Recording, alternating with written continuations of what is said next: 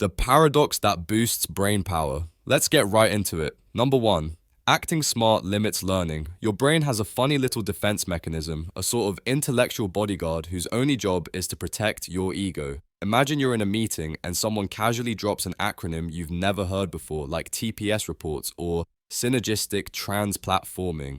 What do? Most of us have been there. You nod sagely, maybe furrow your brow in feigned concentration, and pray no one asks for your opinion on it. In that moment, your brain isn't trying to learn what a TPS report is. It's dedicating all its processing power to performing intelligence. It's a stage play, and you're the star, acting the part of someone who is completely in the loop. This performance is exhausting, but worse, it's a cognitive dead end. When you're busy protecting the fragile image of knowing it all, your brain physically closes the door to new information. You talk more than you listen. You defend your current understanding with the ferocity of a dragon guarding a pile of gold, even if that gold is just a handful of outdated, half-baked ideas. It's because your ego has hijacked the learning process. New ideas become threats, and questions become admissions of weakness.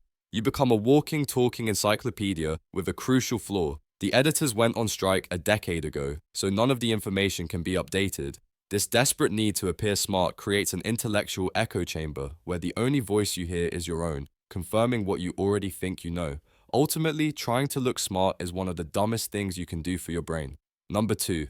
Acting dumb opens up intelligence. Now, let's flip the script. What happens when you embrace the power of acting dumb? This isn't about being genuinely clueless. It's about adopting a position of intellectual humility. It's the courage to be the one person in the room who says, "Sorry, I have no idea what you're talking about. Can you explain that to me like I'm a golden retriever?" The moment you do this, something magical happens in your brain. That overbearing ego bodyguard, he clocks out for the day. The mental resources that were being wasted on performance are suddenly freed up for genuine absorption and curiosity. You've essentially just told your brain, it's safe to learn now.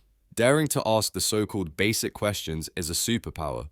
Think about it. When you ask someone to break down a complex topic into simple terms, you're not just helping yourself. You're often forcing the expert to re-examine their own understanding and articulate it with a clarity they might not have had before. You might even expose a fundamental flaw in their logic that everyone else missed because they were too busy nodding along intelligently.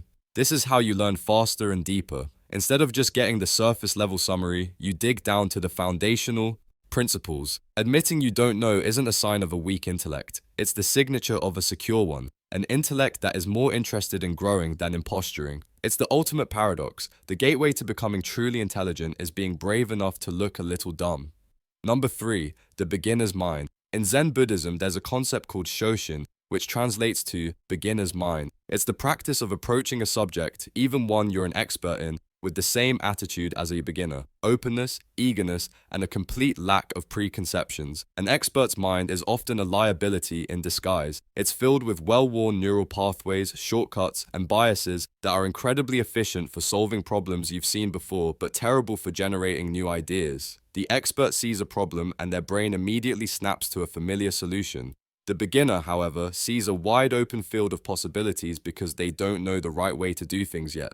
This isn't just philosophical fluff, it's backed by research. Studies have consistently shown that people who maintain this beginner's mindset generate more creative and innovative solutions than seasoned experts who are trapped by their own knowledge. It's why sometimes the biggest breakthroughs in a field come from an outsider who isn't burdened by the industry's dogma. Think about learning a musical instrument. The first few months are a period of explosive growth because every single thing is new. But once you become proficient, progress can stagnate. You start playing the same chords, the same scales, the same old songs. You've lost your beginner's mind. The real intellectual magic happens when you can combine an expert's knowledge base with a beginner's untamed curiosity. It's about knowing all the rules, but choosing to look at the game board as if you're seeing it for the very first time. Number 4, children learn fast because they're not afraid to look dumb.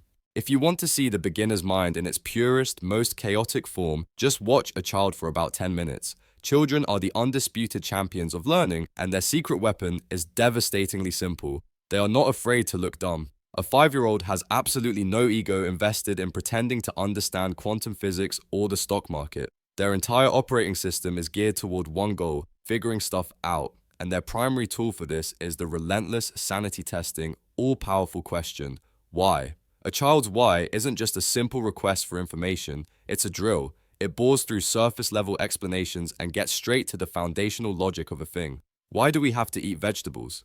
Because they have vitamins. Why do we need vitamins? To keep our bodies healthy. Why do our bodies need to be healthy?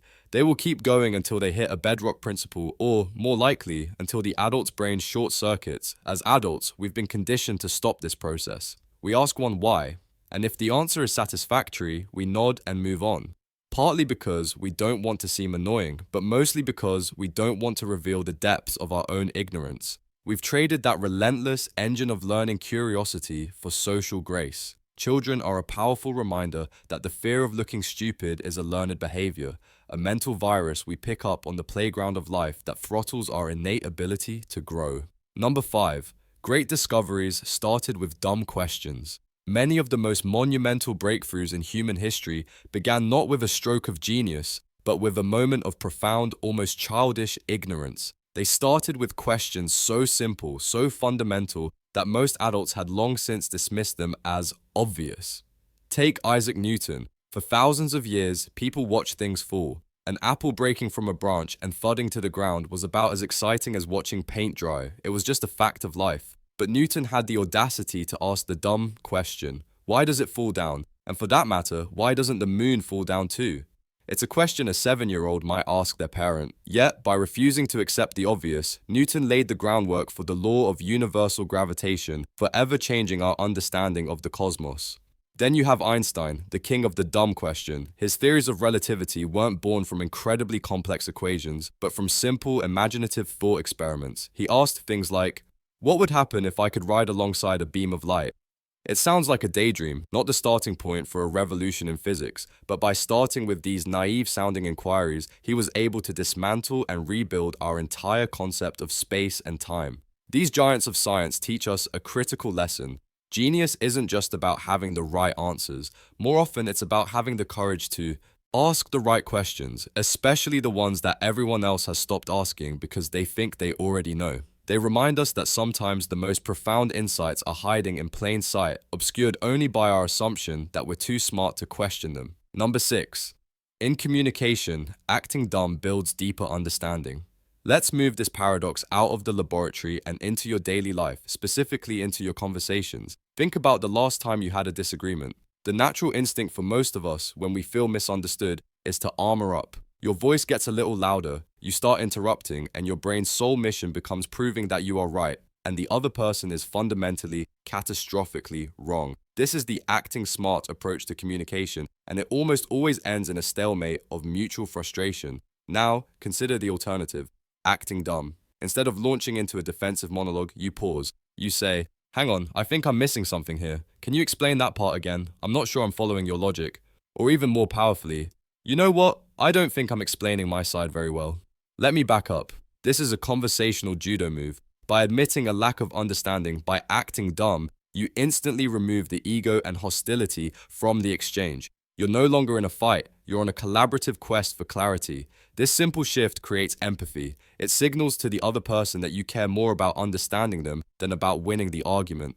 It's the foundation of social intelligence. The most effective communicators aren't always the most articulate. They are the ones humble enough to admit confusion, which paradoxically makes everyone around them feel heard and, well, a whole lot smarter.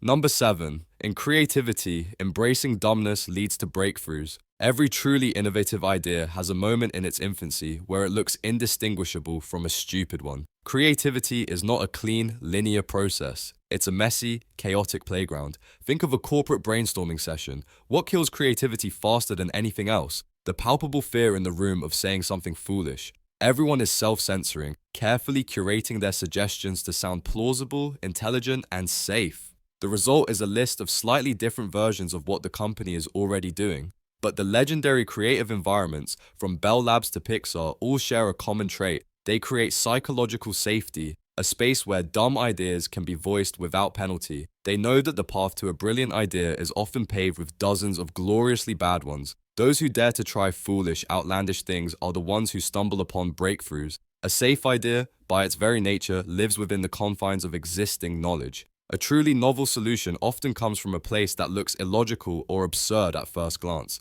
The iconic post-it note, for instance, was born from a failed experiment to create a super strong adhesive. The result was a ridiculously weak glue. By conventional metrics, it was a dumb outcome. But one person had the foolish idea to use this weak glue to create a reusable bookmark, and $1 billion product was born. Embracing dumbness in a creative context means giving yourself permission to explore the absurd. It's the freedom to make spectacular mistakes, because sometimes a mistake is just a breakthrough wearing a clever disguise. Number 8.